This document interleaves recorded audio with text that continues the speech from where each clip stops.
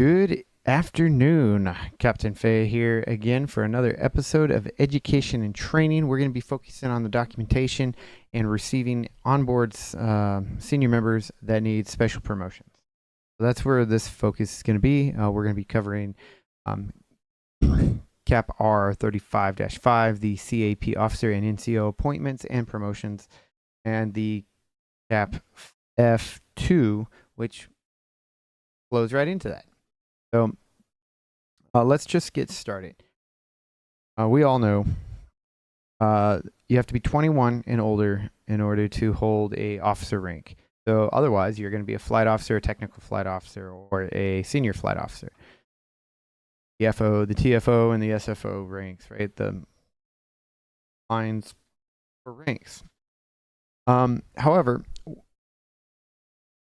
there's also NCO ranks, and those have a little bit of special rules, as you can know, as you probably already know, and those are kind of big, especially in the education and training and the personnel side. So we're going to be kind of covering that piece here in detail.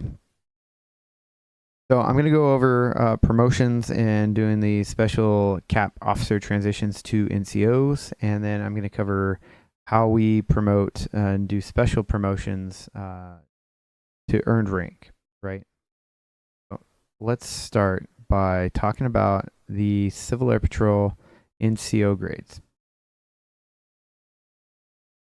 So we get for instance, we get a 19-year-old that is an E4 in the U.S. Air Force or the U.S. Marines or whatever branch, insert branch E4, and they join, they complete their level 2 part 1 training, and now they want to become a staff sergeant. Well, is that possible? Can we do that? Is that something we're allowed to do? Most certainly, yeah, sure, I guess. Because of two things, and I'll show you in this document. So, if I have an E4 and they join, they got their level 2 part 2 done, they can become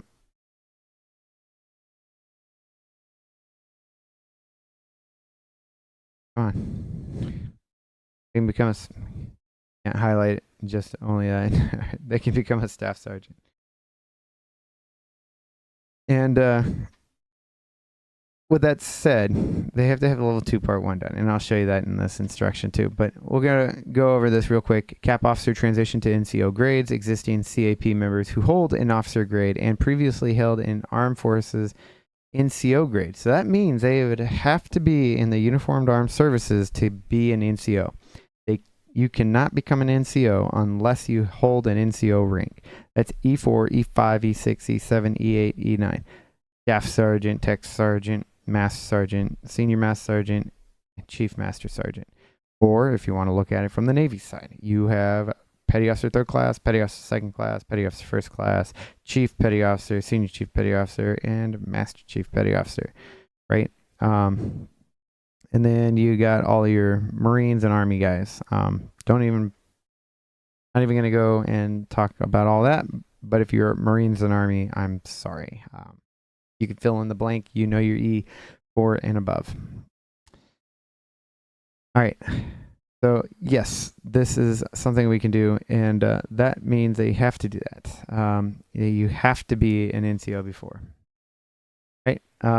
At the point of choosing to transition, the member may choose 1, the current/last Armed Forces NCO grade, or 2, the highest NCO grade they qualify for using the chart below. I'll explain that later.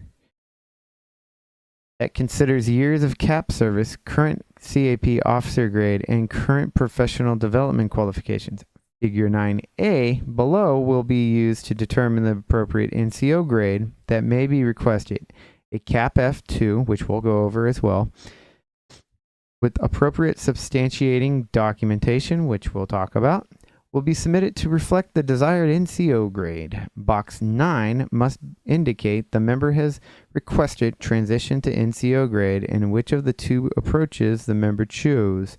Forward the CAP F2 to the CAP DP through the appropriate approving authority as outlined in paragraph 1.5.8 This is not considered a promotion action, and so promotion board approval is not required.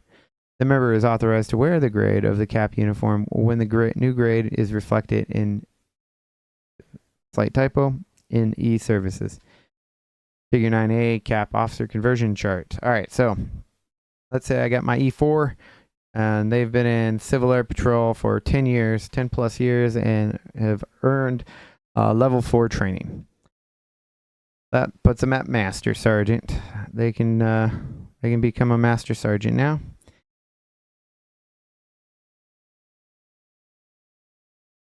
E6 can become a Senior Master Sergeant. E7, Senior Master Sergeant. E8, Senior Master Sergeant. The only way to get Chief Master Sergeant is by appointment of appropriate level. Alright. Let me scroll on down to page 8. Oh. Alright, promoting authorities, right? So squadron commander can promote all the way up to a first lieutenant. Anyone captain and above needs to be group commander and above. Squadron commander can promote everyone all the way up to a technical sergeant. Then master sergeants need to be wing commander and above.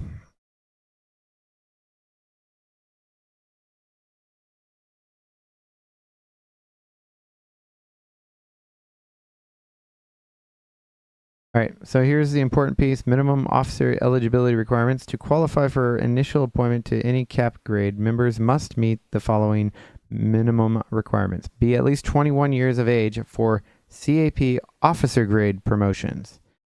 That does not apply to the NCO. Complete level 1 and part 1 of level 2 of senior member education and training program. Former members who have completed this should be fined for their 2-year membership break. Be recommended for promotion by that. All right. Authority to wear officer and NCO grade insignias and approved cap form 2, request of promotion action, or in the case of initial appointments for chaplains and a bunch of other things, a copy of the member's e-services printout reflecting the new grade, or a properly annotated current membership card issued by national headquarters. Or NCO grade insignia on the cap form. Commanders are encouraged to have a promotion and do the oath, the CAP promotion oath. The rest of this is very nitpicky about that, but here you have it, right? So second lieutenant, 6 months as a member, level 2, part 1, completed. First lieutenant is level 2, completed. Captain is level 3, completed. Major is level 4, completed, with 4 years as captain. Right? Let that sink in a little bit.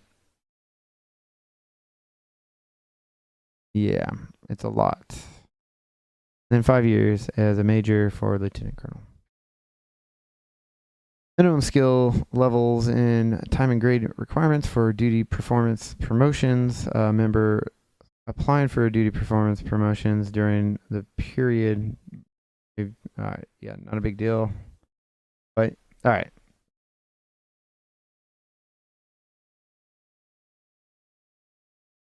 Where you get that age requirement everyone sees. This is literally for officer ranks. Military experience, all that stuff, right?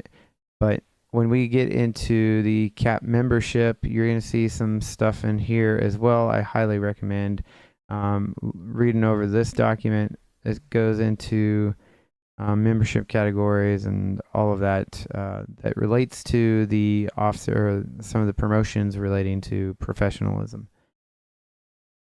But really what we need to cover is the cap form 2. So you can literally pull up somebody's membership search within the admin field. So if you have an admin officer or personnel officer, you can just pull up their records and find all of this information for them and fill it out yourself. Yeah,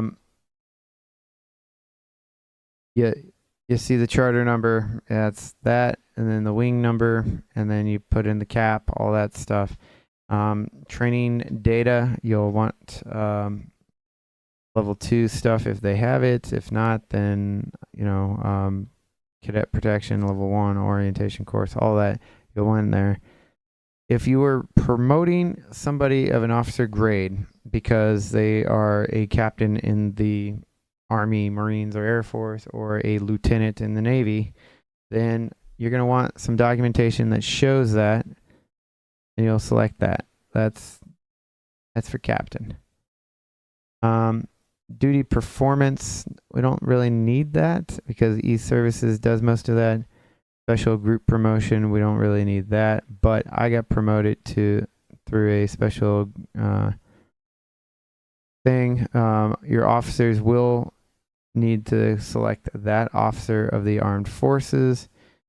If it's mission related, there you go. Professional appointments,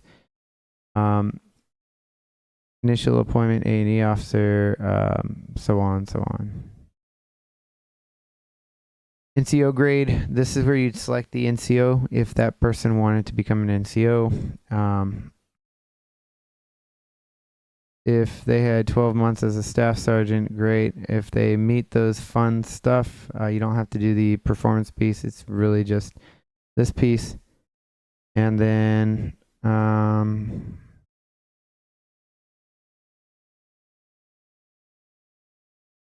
you have a former cadet that is a SPATS award winner and under 21 years old.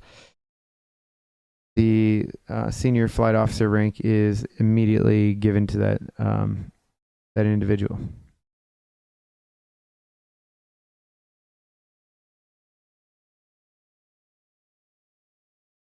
The rest of this is pretty standby-ish, but you should be able to figure that out, and it should be good to go. But like always, feel free to always reach out to me and see if you have any questions or concerns about how to promote senior members. But senior membership promotions and training levels are pretty big in the Civil Air Patrol, and they do harp on the importance of those. So, yeah, I'm always here. If you ever need anything, just hit a comment or like or whatever, and I will be there. All right. For now, see you guys next episode.